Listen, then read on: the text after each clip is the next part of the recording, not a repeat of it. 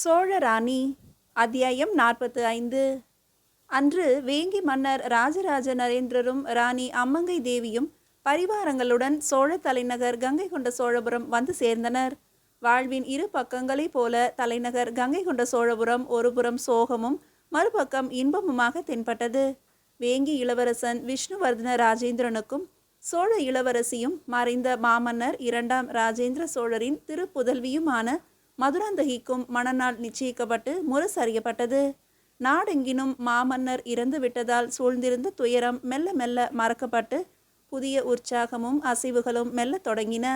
தங்களின் இறந்துவிட்ட மாமன்னனின் மகள் மதுராந்தகிக்கும் அவளின் அத்தை அம்மங்கை தேவியின் மைந்தனும் மாமன்னன் கங்கை கொண்ட சோழனின் பேரனுமான வேங்கி இளவரசனுக்கும் மணவிழா என்றதும் மாந்தரின் மனங்கள் பெரும் நிறைவை அடைந்தன. கங்கை கொண்ட சோழபுரத்தின் அரண்மனையில் பிறந்து அம்மான்களான மாமன்னர்களாலும் இளவரசலாலும் வளர்க்கப்பட்டு வித்தைகள் பயின்று தமிழகத்திலேயே வளைய வந்து அனைவராலும் சோழ இளவரசன் போலவே கருதப்பட்டும் நேசிக்கப்பட்டும் வருபவனான வேங்கி இளவரசன் ராஜேந்திரனுக்கு சோழ இளவரசி மதுராந்தகியை மணம் முடிப்பதை ஒரு சிறந்த செயலாக மாந்தர் எண்ணியதன் விளைவு அங்கு பூரணமாக தெரிந்தது. சோழ இளவரசியின் சோகம் தொடைக்கப்படுவதற்கேனும் இந்த திருமணம் நடைபெற வேண்டியது மிகவும் அவசியம்தான் என்றும் சோழ தேசத்தின் மாந்தர் அனைவரும் ஒருமித்து கருதினர். அடுத்த சில நாட்களில் குறித்த நல்லோரையில் வேங்கி இளவரசனுக்கும் சோழ இளவரசி மதுராந்தகிக்கும் மணவிழா இனிதே நிகழ்ந்தேறிற்று. மணவிழா பெரும் ஆடம்பரமாக நடக்கவில்லை என்றாலும் கடும் சிக்கனமாகவும் நடக்கவில்லை. உரிய தான தர்மங்கள் விருந்து வைபவங்களுடன் மரபுப்படி நடந்தேறியது. மணவிழா முடிந்த அன்று மாலை நேரத்திலேயே குருநாதரும் சோழர் படை உபதலைவன் கருணாகர தொண்டைமானும் மாமன்னர் வீரராஜேந்திர சோழரிடம் விடைபெற்று கொண்டு குருகுலத்திற்கு பயணப்பட்டனர். அரண்மனை அந்தப்புரத்தின் நானா திசையெங்கும் நறுமணம் கமழ்ந்து கொண்டிருந்தது. உற்சாக வெள்ளம் உவகை கூட்டியது. அரண்மனை முழுவதும் தோரணங்களால் அலங்கரிக்கப்பட்டு முக்கிய விழாவை விளம்பரப்படுத்திற்று. அணுக்க பெண்களின் நடமாட்டங்களால் அவர்கள் கால்களில் அணிந்திருந்த தண்டைகளும் சிலம்புகளும் குலுங்கி பலவித இசையொலிகளை எழுப்பின. அவர்களின் நடமாட்டங்களில் ஒருவித துள்ளலும் துடிப்பும் மிளிர்ந்தன. அவர்கள் அந்த புறமெங்கும் குறுக்கிலும் நெடுக்கிலும் நடமாடும் போது ஒருவரையொருவர் சந்திக்கும் நிமிடங்களில் இரகசிய உரையாடலில் கிசுகிசுத்து வெட்க நகை சிந்தினர். வெட்கம் மிகுந்த போதுகளில் அவர்களின் முகங்கள் சிவந்து மின்னியதை ஆங்காங்கே ஒளி வீசி கொண்டிருந்த யவன நாட்டு விளக்குகள் மிகுதியாக காட்டின. மேல் மாடத்தின் நந்தவனத்தை ஒட்டியிருந்த அறை நெடு நாட்களுக்கு பின் ஏராள மலர் அலங்காரங்களுடன் விளங்கிற்று. அறையெங்கும் அகிலும் சந்தனமும் மணத்தன. அறையின் ஒரு மூலையிலிருந்து வாசனை திரவியங்கள் தூவப்பட்ட கணப்பிலிருந்து ஒரே சீராக வெளியேறிய புகை ஒருவித மயக்கத்தை ஊட்டுவதாக இருந்தது. அந்த அறையில் புதிதாக போடப்பட்டிருந்த பஞ்சனையும் மலர் அலங்காரங்களால் ஏராள அழகாக தெரிந்தது. பலவித மலர்களின் நறுமணமும் அகிர்புகையோடு கலந்து வேறு ஒரு உலகத்தில் இருப்பதை போன்ற உணர்வை ஊட்டிற்று. முன்னிரவு கழிந்த நாழிகை. அந்த அலங்கரிக்கப்பட்டிருந்த அறைக்குள் மணமகனுக்கே உரிய புதிய பட்டாடைகள் உடுத்தி இளவரசன் ராஜேந்திரன் கரங்கள் இரண்டையும் பின்புறம் கோர்த்தபடி குறுக்கிலும் நெடுக்கிலும் உலவிக் கொண்டிருந்தான். அவன் சிந்தை தனது வாழ்வின் பல்வேறு நிலைகளை வளர்ச்சியை கடமைகளை அன்று தனது இதயம் கவர்ந்த அம்மான் மகள் மதுராந்தகியை மணந்ததை எல்லாம் எண்ணி அசை போட்டது. சற்றைக்கெல்லாம் அவளை தனிமையில் சந்திக்க போகும் கனத்தை எண்ணி அவனுள் இனம் புரியா இன்பமும் கிளர்ந்தது. மேற்திசை சாளரத்தின் வழியே வானத்திலிருந்து இளம் நிலவு எட்டி பார்த்தது. கீழ்த்திசையிலிருந்து அறை கதவு திறக்கப்படும் சிறு ஓசையும் ஒலித்தது. ஓசை வந்த பக்கம் விழிகளை திருப்பினான் ராஜேந்திரன். அங்கே அலங்கரிக்கப்பட்ட விக்கிரகம் போல பூரண ஒப்பனைகளுடன் காஞ்சிப்பட்டு சரசரக்க கால் சிலம்பு கலீர் கலீர் என சிலுங்க சோழ இளவரசி மதுராந்தகி அவனை நோக்கி மெல்ல அசைந்து வந்து கொண்டிருந்தாள். அவள் அசைந்து வரும் அழகு அவனை பிரமிக்க வைத்தது. அவன் சிந்தையை ஆக்கிரமித்திருந்த மற்ற சிந்தனைகள் விருட்டென்று அகன்றன. அந்த அறைக்குள் தான் நுழைந்த போது அவன் உலவிக் கொண்டிருந்ததையும் பின் தன் வருகையை அடுத்து சட்டென்று அவன் ஒரே இடத்தில் நின்று விட்டதையும் தலை கவிழ்ந்திருந்த நிலையிலேயே ஓர விழிகளால் கண்ட மதுராந்தகி தன் கால்கள் நடக்க மறுத்து முரண்டு பிடிப்பதை உணர்ந்து இனம் புரியா உணர்வுகள் இதயத்தை தாக்க உடல் புதுவித நிலையில் தடுமாறுவதையும் எண்ணி வியந்தாள். விவரமறியா பருவத்திலிருந்து தன் இதயத்தை ஆக்கிரமித்து அலைக்கழித்து கொண்டும் சதா சர்வ காலமும் தன்னை ஏங்க வைத்து எங்கோ தூர தூரத்தில் புரவி மீதேறி சுற்றியவனை உரிமையோடு நெருங்க வேண்டிய இந்த கணத்தில் தனக்கு எதிராக சதி செய்யும் தன் தாமரை பாதங்களை அவள் மனம் நொந்து கொண்டது. அதே கணத்தில் இனி இவர் என்ன செய்வார், எங்கு போய்விடுவார் பார்ப்போம் என்று அவள் இதயம் எண்ணியது. அவளுக்கும் அவனுக்கும் உள்ள இடைவெளி வெகுவாக குறைந்து விட்டது. அவன் 2 அடி எடுத்து முன் வந்து, வா தேவி என்றான் மெல்ல. மதுராந்தகியின் மென் பாதங்கள் சட்டென்று நின்றன. நின்ற பாதங்கள் ஓரிடத்தில் நிற்க முடியாமல் சலனப்பட்டு அசைந்தன. அசைந்தபோது அவள் கால்களை தழுவி நின்ற சிலம்புகள் லேசாக குலுங்கின. அவளின் சிறு சிறு அசைவுகளையும் விழிகளை இமைக்காமல் பார்த்தான் வேங்கி இளவரசன் ராஜேந்திரன். முன்பொரு நாள் அந்தப்புற நந்தவனத்தில் சந்தித்த இளவரசியின் தோற்றத்தையும் இன்றைய தோற்றத்தையும் அவன் இதயம் ஒப்பிட்டு பார்த்தது. தான் ஒரு மாமன்னன் மகள் என்பதை கம்பீரமாக அவள் வெளிப்படுத்திய தோரணை அவன் சிந்தையில் தோன்றியது. அனிச்சையாய் அவன் இதழ்கள் நெளிந்து ஒரு மதுர புன்னகையை நழுவ விட்டன. மேலும் ஓரடி முன் வந்து அவளை நெருங்கினான். அவனை நிமிர்ந்து பார்க்காமலேயே தரையில் மண்டியிட்டு வணங்கினாள் மதுராந்தகி. குனிந்து அவள் தோள்களை பற்றி தூக்கினான் ராஜேந்திரன். தனது இணைக்கு இத்தனை அழகா என்று அவன் மனம் மலைத்து மகிழ்ந்தது. அவள் இடையை ஒரு கையில் பற்றி வளைத்தவன் மேற்திசை சாளரத்தின் பக்கம் அவளை அழைத்து சென்றதும் ஏன் என்று புரியாமல் முகத்தை மெல்ல நிமிர்த்தினாள் மதுராந்தகி. அவன் தன் தோள்களை பற்றி தூக்கி நிறுத்தியதும் தன் உடல் புதிய அவஸ்தையில் திளைப்பதையும் மனம் ஒரு நிலையில் இல்லாமல் தவிப்பதையும் உணர்ந்தாள்.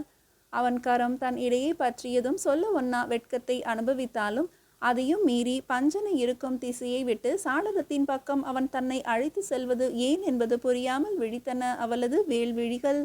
சற்று முன்பு அந்த அறையின் வாயில் வரை கொண்டு வந்து விட்டு சென்ற அவள் வயதையொத்த அணுக்கியர் சிலர் அவள் காதோரம் கிசுகிசுத்து பலவித கேலி மொழிகள் கூறியதெல்லாம் இந்த கணத்தில் இதய செவியில் எதிரொலித்து அவளை மென்மேலும் நாணம் கொள்ள வைத்தன.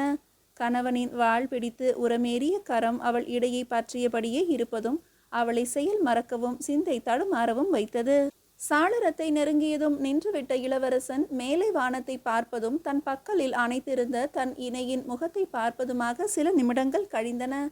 இங்கு வந்து இவர் என்னதான் செய்கிறார் என்று எண்ணிய இளவரசி மதுராந்தகி மெல்ல தலையை நிமிர்த்தி பார்த்தாள். பார்த்தபோது அவன் வானத்து பிறை நிலவை பார்த்துவிட்டு அவள் முகத்தை விழுங்கி விடுவதைப் போல விழிகளால் ஊடுருவியதும் அவன் மீன் விழிகள் படபடத்தன. மீண்டும் தலை கவிழ்ந்து கொண்டாள். அவன் சிந்தை புரிந்தது. அந்த சித்திர பாவையின் கால்கள் அங்கிருந்து நகர முற்பட்ட போது இளவரசனின் கரம் அவள் இடையே இறுக்கி பற்றியது. இறுக்கி பற்றியதால் அவள் இடை கன்றி சிவந்து அவளின் முக சிவப்பை தோற்கடித்தது. தன்னிச்சையாய் அவள் இதழ்கள் என்று ரீங்கரித்தது. அதே வினாடியில் சாளரத்தின் வழியாக ஒரு ஜோடி வண்டுகளும் ரீங்கரித்தபடி அந்த அறைக்குள் நுழைந்து பறந்தன. பறந்து வட்டமிட்டு இழைந்து இனிமையாக இசையொலி எழுப்பி கொஞ்சி குலவி மீண்டும் மீண்டும் ரீங்கரித்து அறைக்குள் நிரம்பி இருந்த சுகந்த மனத்தை நுகர்ந்து பஞ்சனையில் அலங்கரிக்கப்பட்டிருந்த பல வகை மலர் தோரணங்களில் அமர்ந்து எழுந்து சிறகு விரித்து இசை எழுப்பி மயங்கி மயக்கி தங்களை மறந்து உலகை மறந்து துயரம் மறந்து இன்ப காற்றை சுவாசித்தது. இரவும் நடுநிசியை தாண்டியது. புதுமண தம்பதிகளும் பஞ்சனையில் பல இரவுகளும் பகற்பொழுதுகளும் மாறி மாறி கழிந்தபடி இருந்தன. வேங்கி மன்னர் ராஜராஜ நரேந்திரரும் ராணி அம்மங்கை தேவியும் அவர்களின் பரிவாரங்களுடன் வேங்கிக்கு திரும்பி விட்டிருந்தனர். தலைநகர் கங்கை கொண்ட சோழபுரத்தில் அரண்மனை திருமண கலகலப்பும் பெரும் சந்தடிகளும் ஓய்ந்து சகஜ நிலை திரும்பி இருந்தது. மாமன்னர் 2ஆம் ராஜேந்திர சோழரின் மரணம் தந்த சோகம் இளவரசி மதுராந்தகிக்கும் வேங்கி இளவரசன் ராஜேந்திரனுக்கும் நடந்து முடிந்த திருமணத்தின் மூலம் ஓரளவு மறக்கப்பட்டு மாந்தரின் அன்றாட இயல்பு வாழ்க்கை தொடங்கிவிட்டது. அன்று அரண்மனை அந்தப்புறத்தில் பயண கோலத்தில் நின்றான் வேங்கி இளவரசன் ராஜேந்திரன். மணமாகி சில வாரங்களே கழிந்த நிலையில் மனைவியிடம் விடைபெற நின்றான். ஆம், தன்னை எதிர்நோக்கியுள்ள கடமையை நிறைவேற்ற குருகுலத்திற்கு செல்வதற்குத்தான் பயணப்பட்டு நிற்கிறான் ராஜேந்திரன்.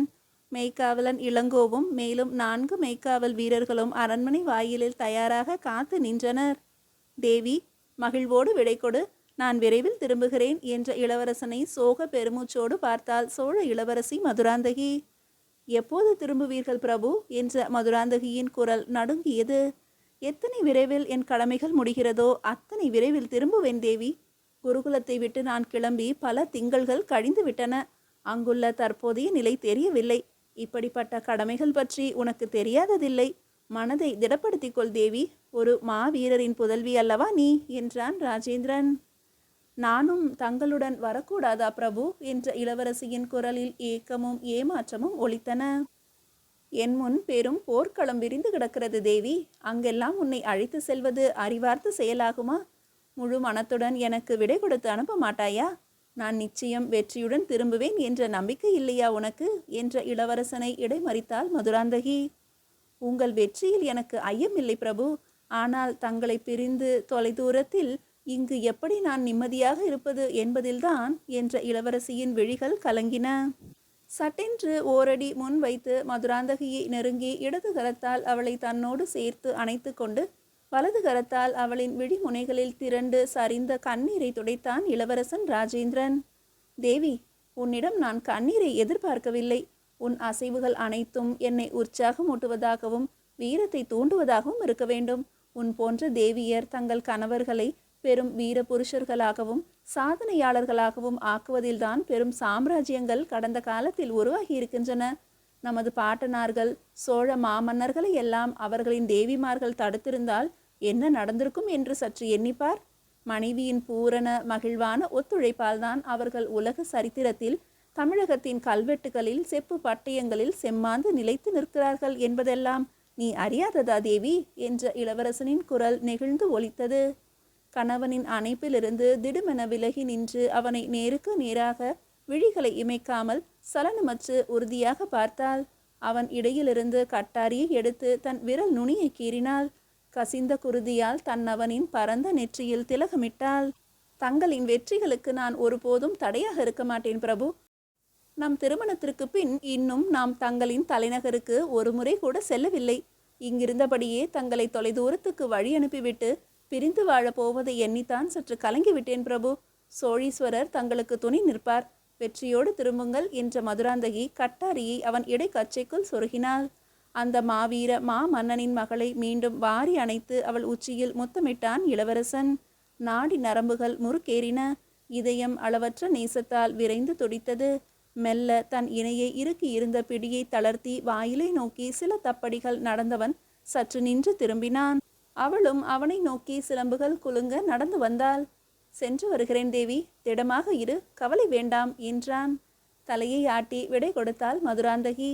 வாயில் வரை வந்து நின்று வேங்கி இளவரசன் தனது புறவியில் கம்பீரமாக தாவி ஏறி செலுத்தியதையும் தொடர்ந்து மெய்க்காவலன் இளங்கோவும் மற்றவர்களும் புறவிகளில் ஏறி தொடர்ந்ததையும் சாலை திருப்பம் வரை அப்புறவிகள் புழுதியை கிளப்பியவாறு பாய்ந்து சென்று திரும்புவதையும் கண்ணுற்ற பின் ஒரு பெருமூச்சு விட்டபடி அந்த புறத்துக்குள் திரும்பிய மதுராந்தகியின் இதயம் கனத்தது.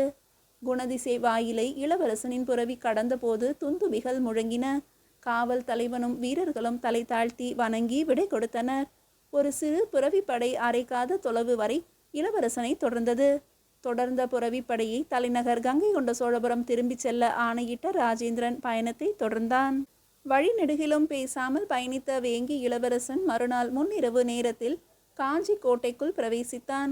வடதிசை தண்ட நாயகரை கூட உடன் சந்திக்காமல் மறுநாள் சந்திப்பதாக செய்தி சொல்லி அனுப்பிவிட்டு நீராடி மாற்றுடை தரித்து இரவு உணவை அவசரமாக புசித்துவிட்டு அவசரமாக படுக்கையிலும் சாய்ந்தான். அவன் நடவடிக்கைகளை முதல் நாளிலிருந்தே மௌனமாக கவனித்து வந்த மெய்க்காவலன் இளங்கோ புறவிகளை கொட்டடியில் தீனிக்கு விட்டு ஏற்பாடு செய்துவிட்டு சக வீரர்களை ஓய்வெடுக்க பணித்து இளவரசன் அறைக்குள் நுழைந்தவன் திடுக்கிட்டான். 2 நாட்கள் புறவி பயணத்தை அதிக ஓய்வின்றி கழித்த இளவரசன் பஞ்சனையில் மல்லாந்து படுத்து விழிகளை மூடாமல் அறையின் மேல் விதானத்தை பார்த்தவாறு இருப்பதைக் கண்டே திடுக்கிட்டு வியந்தான் இளங்கோ. அப்போதும் ஏதும் பேசாமல் அந்த அறையின் வாயிலுக்கு வெளியே தன் படுக்கையை விரித்தான். அவன் இளவரசனின் அறைக்குள் நுழைந்ததையோ இளவரசனை கவனித்ததையோ துளியும் உணராத இளவரசனின் புலன்கள் அனைத்தும் கங்கை கொண்ட சோழபுரத்தின் அந்த புறத்தையே சுற்றி வந்து கொண்டிருந்தன. தன் இளம் இணையை மனமான சில வாரங்களிலேயே தனியே வாடவிட்டு பயணப்பட்டதை எண்ணி அவன் இதயம் பெரிதும் வருந்தியது. தன் தேவி பிரிவை எண்ணி வாடி வருந்தினாலும் ஒரு சில கணங்களிலேயே ஒரு மாமன்னனின் திருமகள் என்பதை மெய்ப்பிப்பது போல அரசு கம்பீரத்துடன் தன்னை இரத்த திலகமிட்டு வழியனுப்பி வைத்ததையும் எண்ணி வியந்தது அவன் இதயம். எல்லையற்ற சுதந்திரத்தோடு சூறாவளி வேகத்தில் சுழன்று செயல்பட்டு வந்து தன்னை இப்படி பந்தங்களுக்குள் கட்டி போட்டு கடிவாளமிட்ட போர் புறவியாக மாற்றிவிட்ட விதியை எண்ணி நொந்து கொண்டது அவன் மனம். அந்த இரவில் விதியின் மேல் பெரும் நம்பிக்கை ஏற்பட்டது அவனுக்கு. நாளை எப்படியோ? மீதியை அடுத்த அத்தியாயத்தில் காணலாம்.